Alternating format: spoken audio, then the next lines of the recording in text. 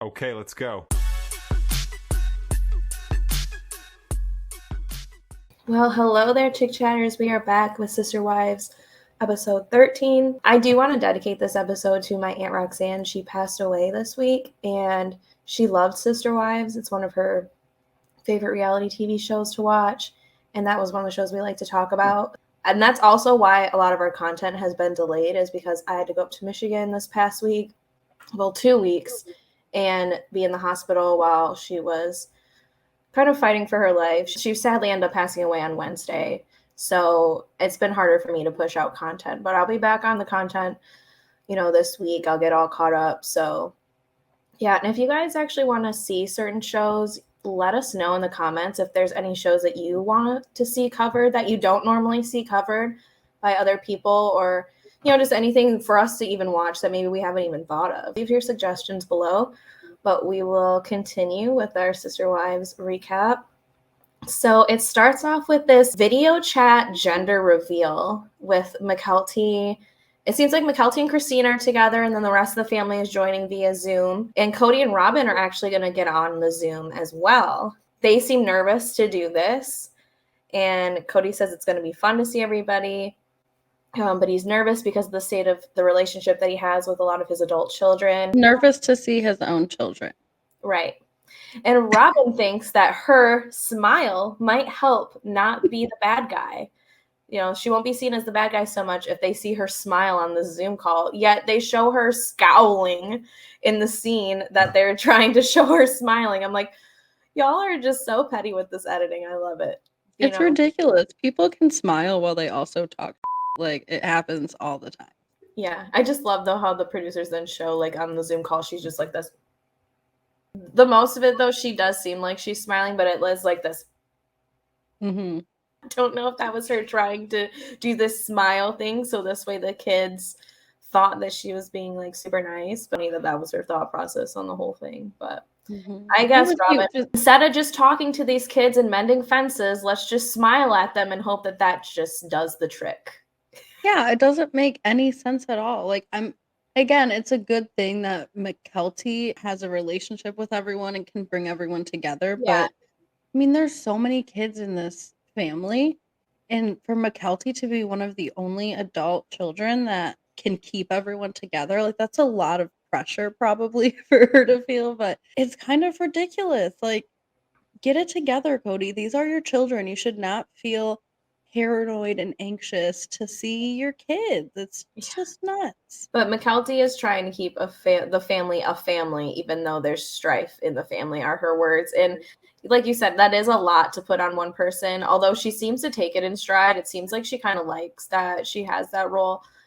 She's very much like Christine to me. Like, she doesn't really care. She's just going to do it. She has like a generally happy disposition, so it just doesn't seem like it bothers her too much because people will come together for her. I'm glad she has all the support of her full family. I think Cody could also have all the support of his full family if he worked on those relationships. And the thing is that it's not just because McKelty talks to Cody, it's because Cody talks to McKelty and is involved in her life. Like, it's a two-way street, so he needs to be doing this with all of his kids. I mean, at least giving them phone calls. It's just crazy that some of them haven't talked to him in months. Or text or a Facebook message or just a poke or anything. I don't know. But Janelle isn't bothered seeing Cody and Robyn as a couple on this Zoom call. She's just kind of used to it. She's like, why wouldn't they be together? They're husband and wife. And then they find out in the gender reveal that they are having 2 boys.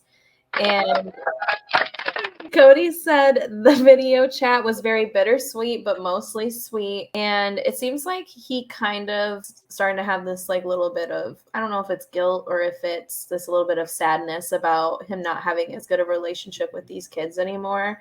It seems like he feels like he's missing out, because really, if you're only going to McKelty's events, you got 18 kids. What happens when all these other kids start having more kids and stuff? Only a couple of their kids have kids right now. So wait till they all start having kids and then they're not involved. It's just going to feel sad for for them. Mykelti wants one big happy family and that everyone needs each other. She speaks so much like Christine, though. I could not stop thinking about that the whole time she was talking.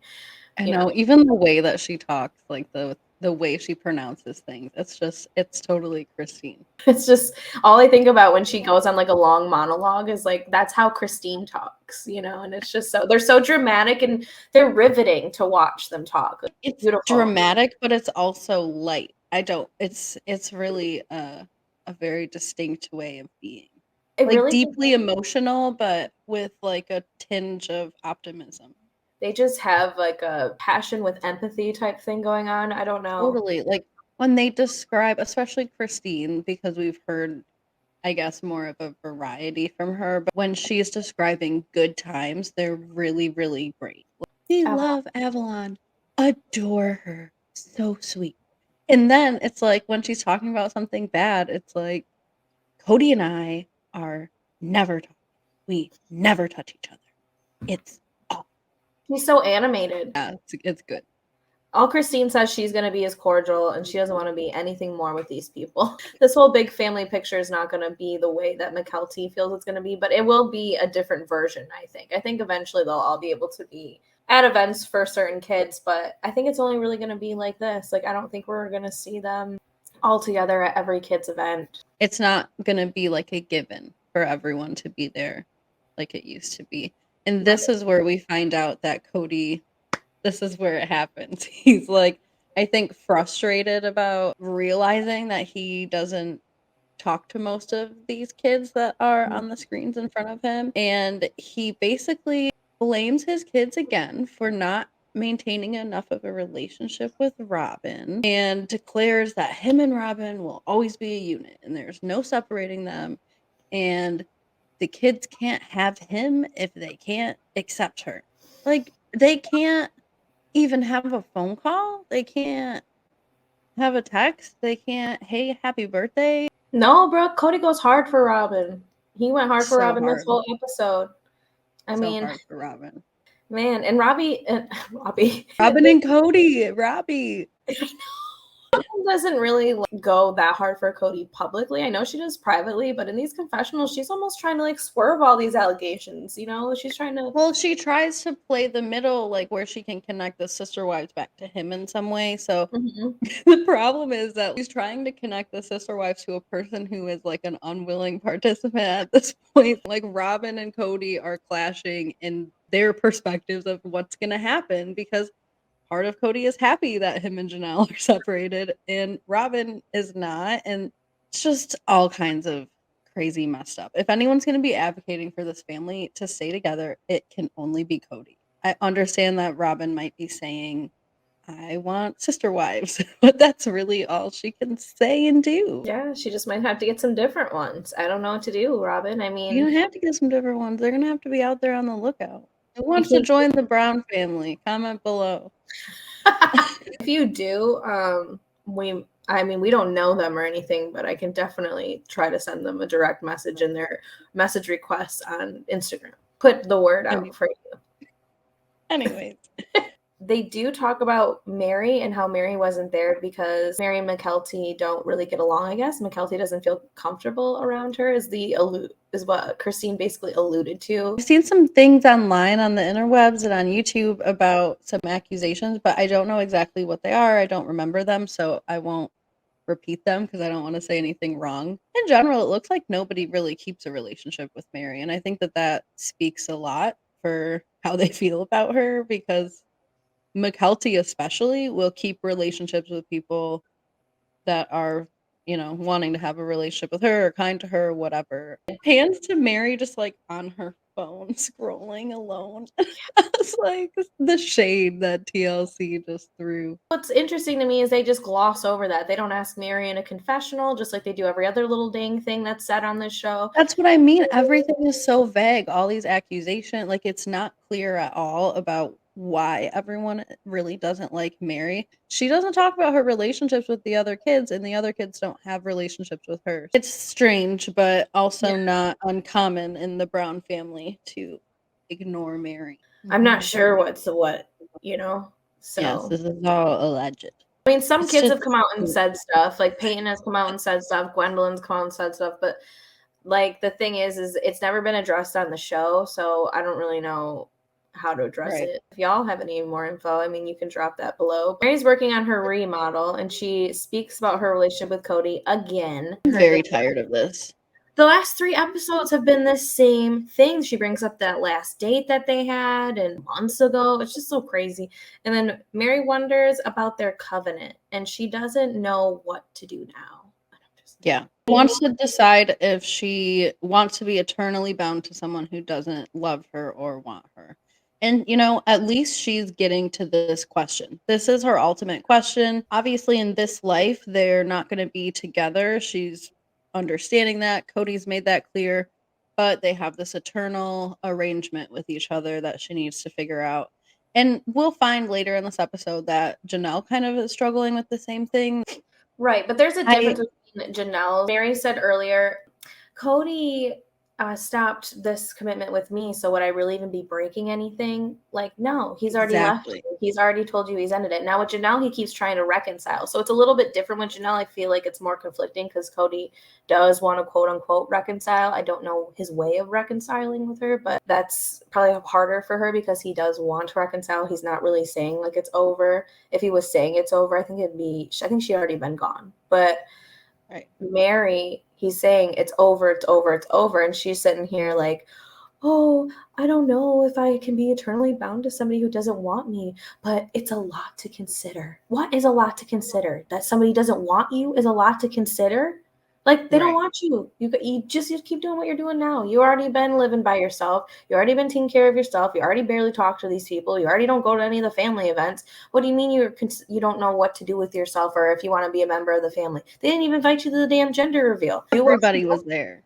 Yeah, Robyn was there. No one likes Robyn. I guess just take it in stride. Keep the relationships that you have with the kids that, you know, you have good relationships with. I think she's got good relationships with like Isabel and, you know, some of them kids, and, you know, and just live your life. I don't know what there is to consider for 10 years. Like, I don't understand why you have to consider this for months and months and months, and trees have to come down to consider all these things. Like, I can't.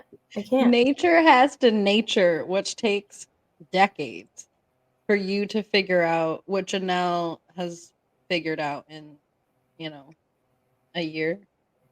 A year and some change. I mean, and that's a responsible amount of time. I mean, you're in a family, a marriage. You need to take your time in figuring that out. Yeah, I mean, the reason for staying with Cody isn't that she loves him and wants to retry the marriage. It's that she's financially tied and she's spiritually tied, and she wants to figure out how to get out of that in the best way. So we find out that Janelle is going on a road trip with Christine to Christine's, I think, brother's house. And they're going to ride some ATVs. So in the car, they're actually talking about this, you know, spiritual marriage. Christine actually brings it up, says that Robyn had made a comment about ending a spiritual marriage and that you need to have permission from the church. Christine was actually even, I think, kind of wondering Janelle's opinion about Christine's own marriage and if it was over, because she's like, I'm not a part of the church. I don't subscribe to that anymore. And so I think she was kind of asking Janelle's opinion in that moment too, of like, what do you think?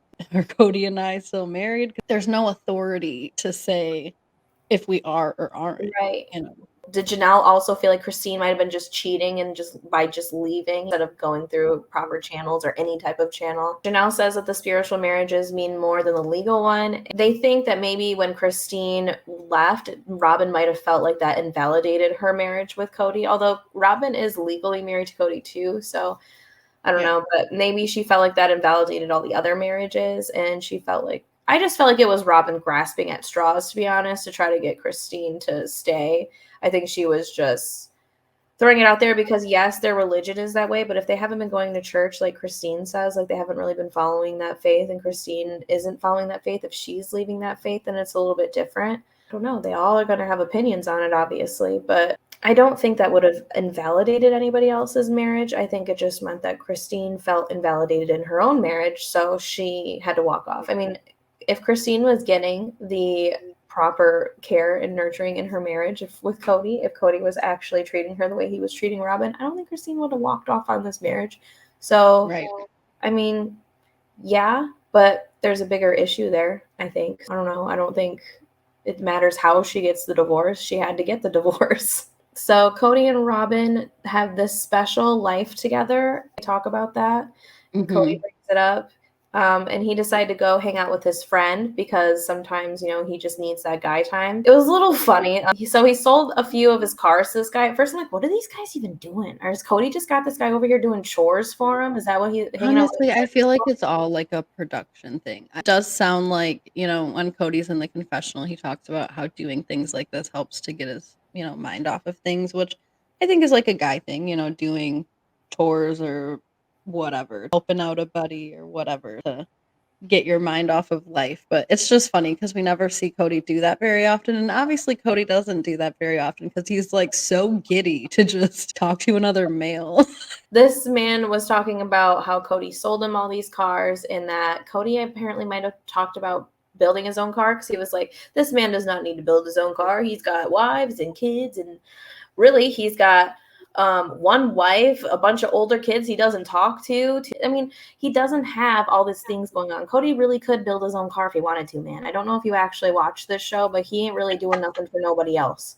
I mean, to his point, like maybe because Cody has all these things going in their trash, he needs to improve all of that before he builds a vehicle. More hope for Cody building a vehicle from the ground up than he does to fix the family that he's already created. Exactly. This guy had it all wrong. Cody could build a car way better than he could rebuild this family. Yeah. I was like, this guy has not watched this show in a while, has he? Like, I don't know. The own family don't talk to each other for months. So I'm sure these friends go years without speaking to Cody, and then all of a sudden he's back. They talk about this white sports car, which we did see in the first season. It was actually in the very first episode where he was announcing being a polygamist. So it's funny that I never really realized how much this car has been in the show, but they do talk about him selling this car. They reminisced on this car, but he had good stories. And it was just funny because he's like, Robyn and I fell in love in this car. And Robyn's like, I got my answer about Cody in this car. And I'm like, wow, you guys even ruined that little family moment. Car full of memories, this white sports car. So it's time to get rid of it. The funny thing is, they get the car, they're backing it into the trailer. That they didn't even measure. Cody says he measured the width, which I don't even believe him because they had this much space.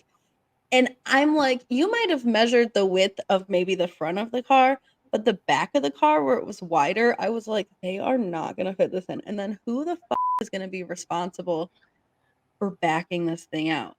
And he's going to have to like climb over the car just to get out of there. And thank God that it's a convertible because someone would be trapped in there. Like, you can't open the door. Cody is... It was just the smallest fit. Like, there was no way. And he was trying to get it. They got it to this. And that's the width, which they measure. Cody measured. And they start pulling it up to the front. And his friend, dude, is like, hey, did you, like, measure the length? Because it's looking a little tight here. And Cody's like, no, I didn't measure the length.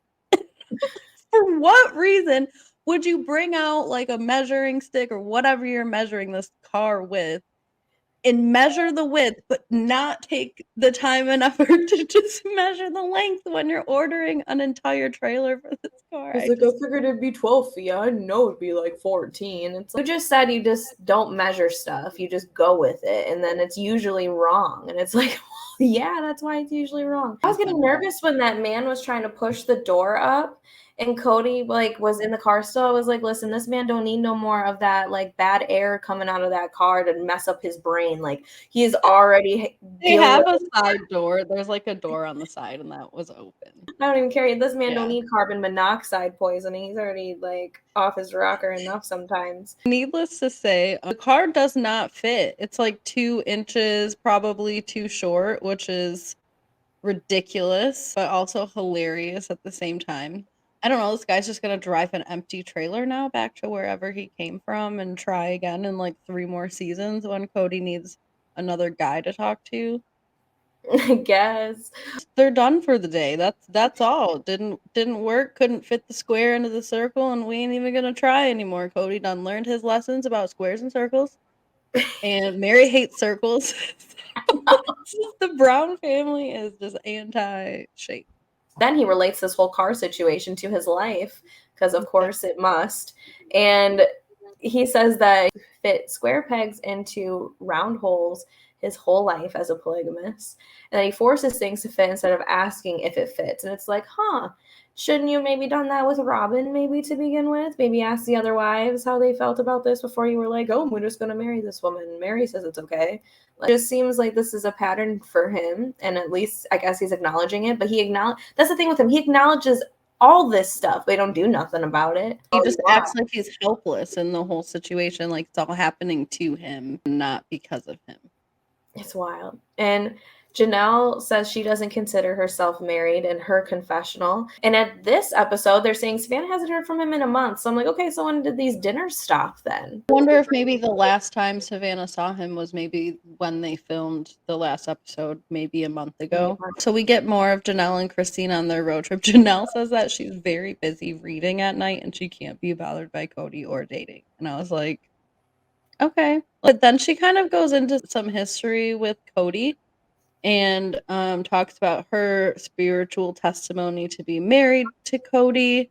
When she goes through like kind of how they met and how she kind of pursued him, and I think like that they flirted a little bit. The interesting thing is, so Janelle says that she was friends with Mary's family. Wasn't the real deal that she was married to Mary's brother? Well, I'm pretty sure she was married to Mary's brother. So she wasn't just a friend of the family. She was an in-law of the family. And when Mary started dating Cody, she brought Cody to the family to meet, and Janelle felt something there. That's a little off to me. I'm not going to lie. That she felt a calling to him, I guess. They just talked a lot. He flirted with her a lot, would say, hey, maybe you should join the family, whatever, which put the idea in her head, and she asked to join the family. But I thought it was interesting how Janelle kind of spun it a little bit to forget that she was in Mary's family. That was kind of funny.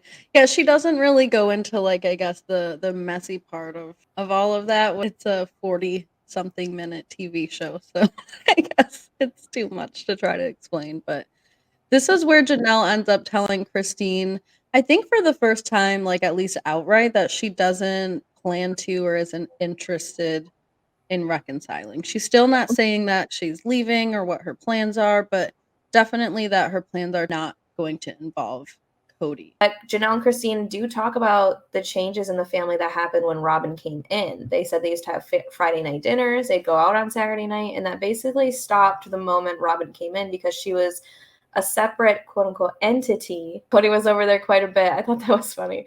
And Cody's like, no, she enhanced our traditions, which I'll give him 1 point for that because Christine did say Robyn made Easter better. That might have just been the only thing. I don't know. It seems like she might have changed like the normal day to day. And I think even with the Easter situation, it does represent that when Robyn came around, there was a lot of change that happened in the family, both in what they participated in and what they didn't participate in. It seems like there were certain things that happened both on a day-to-day basis, like the weekly dinners and stuff that they mentioned, but also like holidays, it seems like changed as well. Christine kind of acknowledges in, I think, a confessional or in the car with Janelle, I'm not sure, but she says that she just thinks that Robyn and Cody are soulmates and that they just like fell in love with each other and kind of forgot about everything and everybody else. And Janelle agrees with that.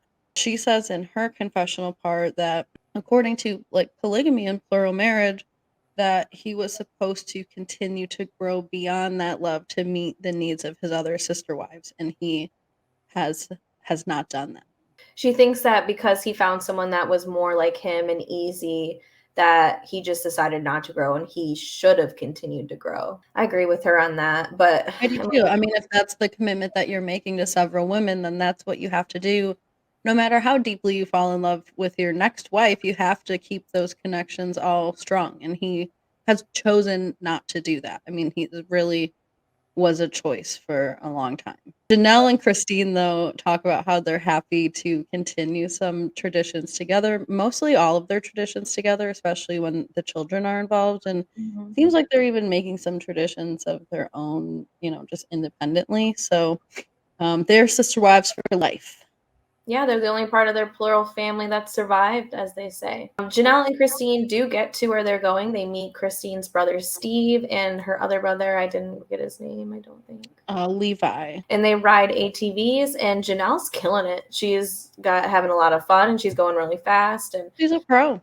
She looks like she could be unbothered for days. You saw like a back view of her. I was like, I feel like she could just keep riding that thing. Like she could just leave everything and just never come back. Like just a straight face. Yeah, just straight ahead until she runs out of gas. And Janelle was talking in her confessional that she was worried she would be defending her polygamy decisions the whole time, but I'm like, isn't Christine's family like polygamous? Aren't they from polygamy? Like even if they don't live it, wouldn't they still be kind of understanding of the situation? I felt that was a little strange, but I wonder if she's more concerned about people asking her questions and wanting her to make decisions.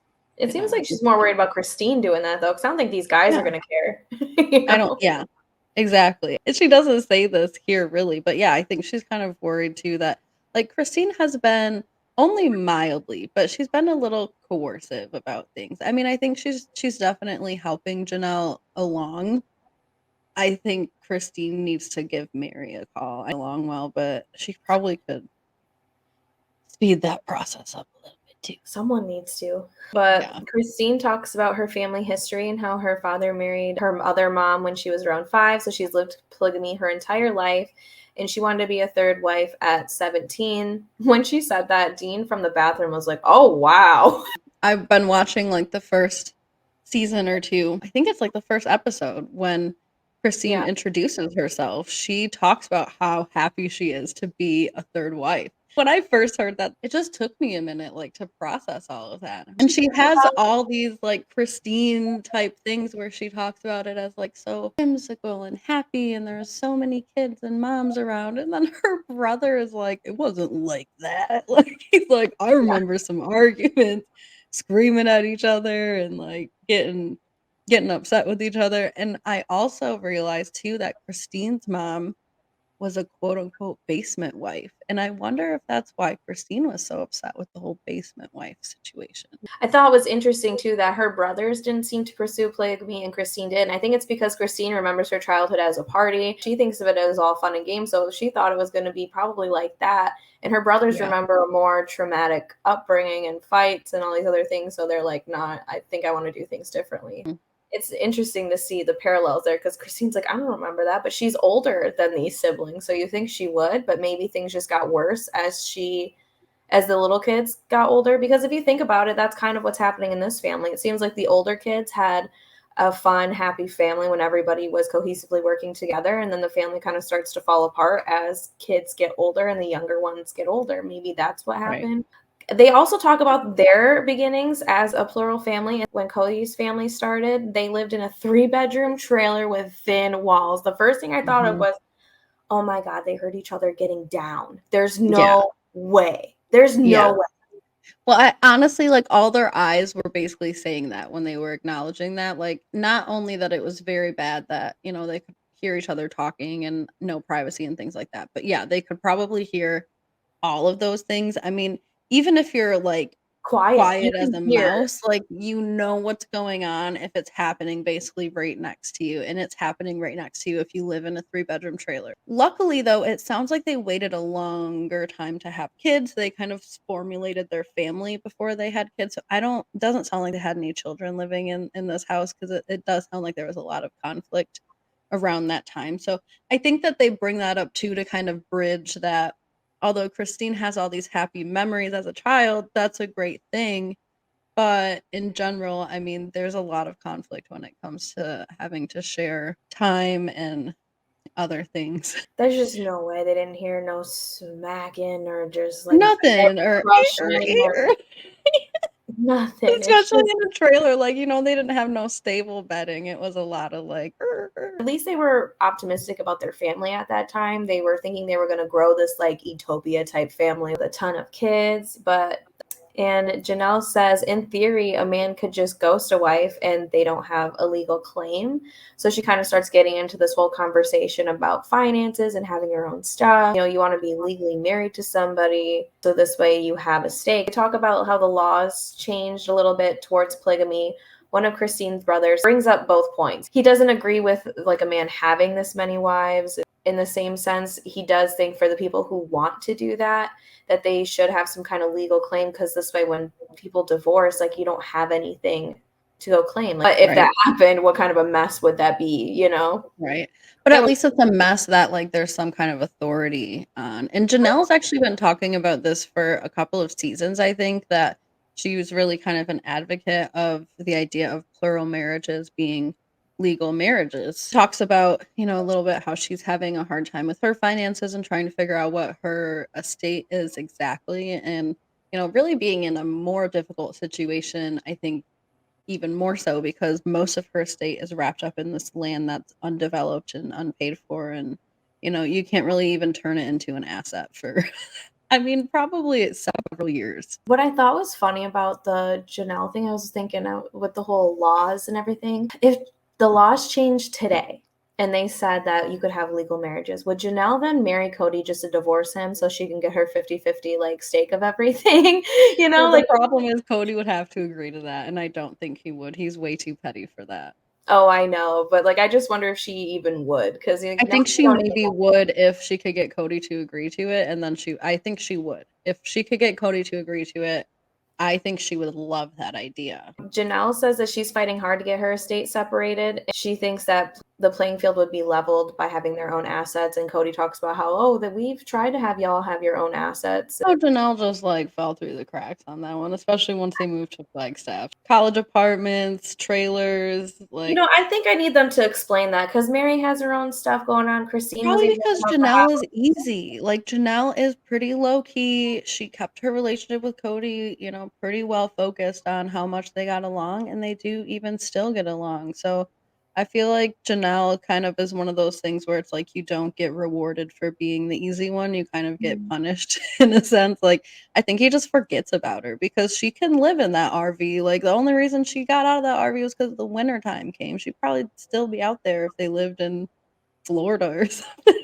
She's easy to deal with. Mary says that neither her or Janelle own any piece of that property outright, but she hopes that when it comes down to time to where like they would all leave, that they can just split up everything fairly. And I'm like, y'all don't even have it paid off. You can't split up nothing. They kind of abruptly end it, and then they give us a beautiful preview for the next episode, which this better be the next episode, because I swear they keep teasing this Robyn crying clip. I know, but I think this has got to be it. Like, it's got to be really happening. Yeah, it seems like both Janelle and Mary might be leaving the family this coming up episode. At least this is where Robyn cries about her porch and the sister wives and her dream. This is what they've been teasing the whole thing, where she breaks down about, I just want my sister wives on a porch. So I think we're gonna get it, guys. I cannot wait. Thank you guys for watching this week's Sister Wives episode with us, and leave your comments below. Let us know what you think of the episode. If you got any info that we don't on some of this backstory. Y'all have a good one, Sister Wives watchers and chick chatters. Like, subscribe, and share. Yeah, we'll see you guys for the next episode. I think it's gonna be a good one. Bye.